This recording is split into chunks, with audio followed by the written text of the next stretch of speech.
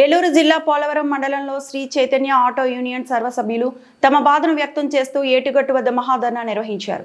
Auto కార్మికులు కలిసి రోడ్డుపై వంట వార్పు కార్యక్రమం చేపట్టి జీవనోపాధి కోల్పోయిన దుస్థితిని ఆవేదనగా చూపించారు. తర్వాత పోలవరం మెయిన్ సెంటర్లో ఆర్టీసీ బస్సులో భిక్షాటన చేసి తమ బాధను ప్రజలకు తెలియజేశారు. అనంతరం ఏటుగట్టు నుంచి తహసీల్దార్ కార్యాలయం వరకు ర్యాలీ నిర్వహిస్తూ నినాదాలు చేశారు. స్త్రీ శక్తి పథకం వల్ల ఆటో డ్రైవర్లు పూర్తిగా ఉపాధి కోల్పోయి రోడ్డున పడ్డ పరిస్థితి ఏర్పడిందని వారు ఆవేదన వ్యక్తం చేశారు. డిప్యూటీ తహసీల్దార్ వినతి పత్రం అందజేస్తూ ప్రభుత్వం ఈ సమస్యను సీరియస్ గా తీసుకొని తమ కుటుంబాలకు ఉపశమనం కల్పించాలని కోరారు.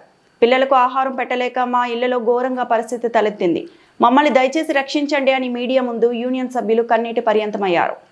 నా పేరు ఎర్నాల్ జాన్ బాబు.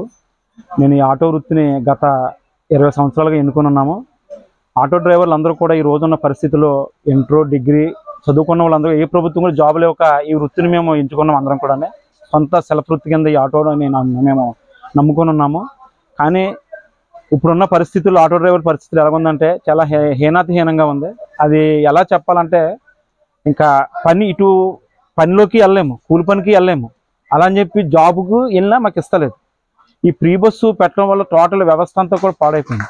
అదేవిధంగా ఈ మాది పోలవరంలోనూ పేరు గొప్ప ఊరు దెబ్బ అన్నట్టుగానే పోలవరం జాతీయ ప్రాజెక్ట్ అనే మేము కూడా అందులోనూ ఒక పొలాలు ఇల్లు అన్నీ కూడా సర్వం కోల్పోయి ఈ పోలవరంలో ఉంటున్నాం. మేము ఈ రోజున్న పరిస్థితుల్లో అటు ప్రాజెక్టులోనూ మాకు ఉపాధులు ఏమి ఎవరు, ప్రాజెక్టులోకి ఆటో కూడా వెళ్ళనివ్వరు. ఎందుకు వెళ్ళనివ్వరు అని ఏంటి అని అడిగితే మీరు ఆటో ప్రాజెక్టులో తోలలేరు, ఆటోలు పడిపోతే మాకు ఒక షాక్ చెప్తారు అక్కడ చెక్ పోస్ట్ వద్ద. కనీసం ఈ ప్రాజెక్టు ఇంత సర్వం కోల్పోయి ఉన్నాం కదా, మేము ఆటో వృత్తిని ఎన్నుకున్నాం కదా, ఆ ప్రాజెక్టులోకి వెళ్తే కూడా మాకు ఇటువంటి అవకాశం కూడా లేదు.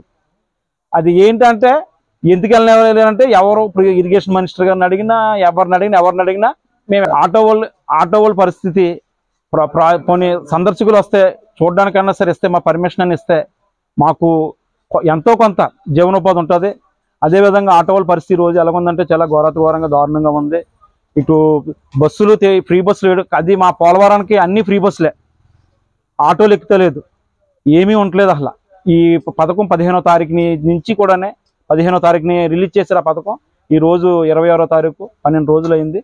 ఈ రోజుకి కూడా ఆటో వాళ్ళ పరిస్థితి చాలా ఘోరంగా ఉంది. కొంతమంది ఆటో వాళ్ళు ఏం చేస్తారో ఏం చేయాలో తెలియక ఆటోలు అమ్మేసుకున్న వాళ్ళు కొంతమంది ఉన్నారు.